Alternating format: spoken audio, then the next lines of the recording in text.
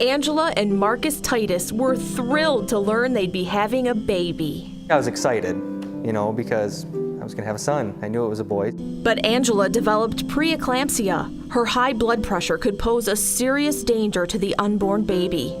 After 27 hours of labor, Angela underwent an emergency C-section at Hurley Medical Center. Carson was born 6.5 weeks early. He weighed 5 pounds, 9 ounces, but his breathing was shallow from the very beginning. Something was wrong. Carson was rushed to Hurley's neonatal intensive care unit.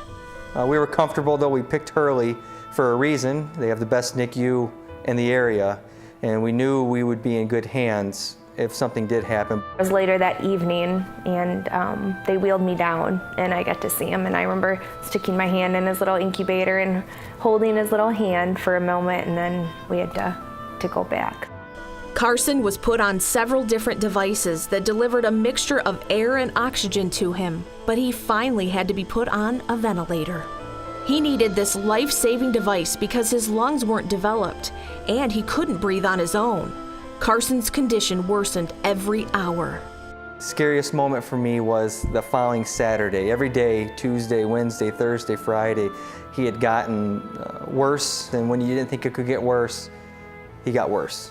Thankfully, this young couple had tremendous support from their church family.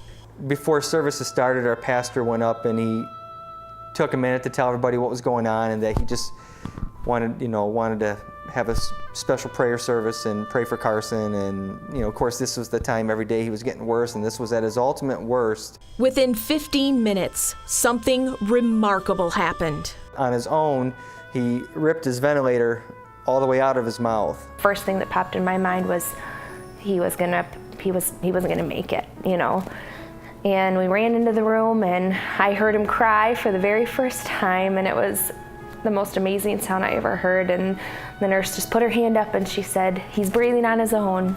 And it was just an amazing moment to hear your son cry, and to just, it's just such an amazing moment. Once Carson had turned the corner, his parents were finally able to hold him. And we got to hold him for the first time, and I just holding him in my hands, it's just so many senses and emotions, but the biggest thing was just such a sense of pride. This is my son, this is my boy. He's better, he's healthy, he's getting better by the day.